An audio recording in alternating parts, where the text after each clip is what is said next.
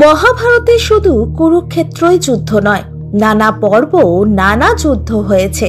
সমস্ত যুদ্ধেই নানা অস্ত্রের ব্যবহার হয়েছে, কিন্তু কুরুক্ষেত্রের যুদ্ধে এমন সব অস্ত্র ব্যবহার হয়েছে বা এমন সব অস্ত্রের কথা উল্লেখ করা হয়েছে যা বিশ্ব ত্রাস সৃষ্টিকারী। সেই সব অস্ত্রের প্রয়োগে মুহূর্তে ধ্বংস হয়ে যেতে পারে পৃথিবী। মহাভারতের কুরুক্ষেত্রে 18 দিনে প্রাণ হারিয়েছিলেন 160 কোটি মানুষ।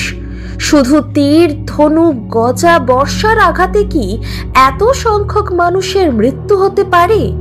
বিশেষজ্ঞরা বলেন, কুরুক্ষেত্রের যুদ্ধে এমন সব অস্ত্র ব্যবহার করা হয়েছে যা পারমাণবিক অস্ত্রের মতো ভয়াবহ।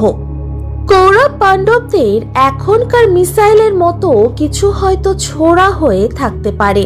মহাভারতের বর্ণনায় এমন সব অস্ত্রের বর্ণনা করা হয়েছে যার মারণ ক্ষমতা পরমাণু অস্ত্রের মতো। তৃতীয় পাণ্ডব অর্জুন এই সব দৈব অস্ত্র সংগ্রহে দীর্ঘ তপস্যা করেছিলেন। তারপর পরীক্ষায় উত্তীর্ণ হয়ে লাভ করেছিলেন দৈবাস্ত্র। এবার আমরা জেনে নেব মহাভারতে কোন কোন অস্ত্রের ব্যবহার হয়েছিল। ব্রহ্মাস্ত্র। মহাভারত ও পৌরাণিক নানা কাহিনীতে ব্রহ্মাস্ত্রের ব্যবহার হয়েছে। এই অস্ত্র যে বিধ্বংসী এবং তা ব্যাপক ধ্বংসলীলা চালাতে পারে তাও বারবার উল্লেখ করা হয়েছে। কুরুক্ষেত্রের যুদ্ধে যাতে ব্রহ্মাস্ত্রর প্রয়োগ না হয় তার চেষ্টা ছিল শ্রীকৃষ্ণের। শুধু অশুভ শক্তির বিনাশেই ব্রহ্মাস্ত্র প্রয়োগ করার নিয়ম ছিল।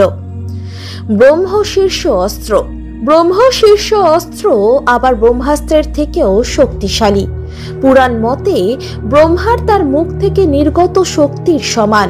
এই অস্ত্র প্রয়োগে বিপুল ধ্বংসলীলা হতে পারে, এমনকি তা হাইড্রোজেন বোমার সমতুল্য বলেও বিশেষজ্ঞরা ব্যাখ্যা করে থাকেন। ফলে এই অস্ত্রের প্রয়োগে বিস্তীর্ণ অঞ্চল ধ্বংস হয়ে যেতে পারে। নারায়ণী অস্ত্র। বিশেষ যোগ্যতা বলে এই অস্ত্র লাভ করা যায় নারায়ণের কাছে। মহাভারতে তাই বর্ণিত হয়েছে। এই নারায়ণী অস্ত্র হাজার হাজার মিসাইলের মারণ ক্ষমতার সমান বলে ধরা হয়। এই অস্ত্র মাত্র একবারই প্রয়োগ করা যেত এবং তা ছিল বিশেষ কারোর কাছে। সবার পক্ষে এই অস্ত্র ব্যবহারের যোগ্যতা লাভ সম্ভব ছিল না। ব্রহ্মানন্দ অস্ত্র। মহাভারতে ব্রহ্মানন্দ অস্ত্রেরও উল্লেখ আছে। এই অস্ত্র ব্রহ্মাণ পঞ্চমানন অর্থাৎ মুখের সাদৃশ্য। এই অস্ত্র গোটা বিশ্ব সংসারকে ধ্বংস করার ক্ষমতা রাখে। সেইভাবেই তৈরি এই অস্ত্র।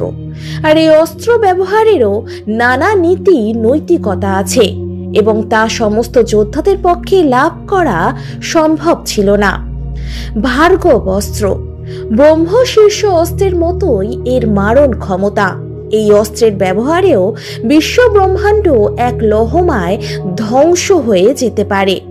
এই অস্ত্রের আরেকটা গুণ হলো এই অস্ত্র ব্রহ্মাস্ত্র ও ব্রহ্মশীর্ষ অস্ত্রকে ধ্বংস করার ক্ষমতা ছিল এই অস্ত্রের। এই অস্ত্রের ব্যবহারে সমুদ্রের জল ফুটন্ত হয়ে যেত। পাশুপত অস্ত্র।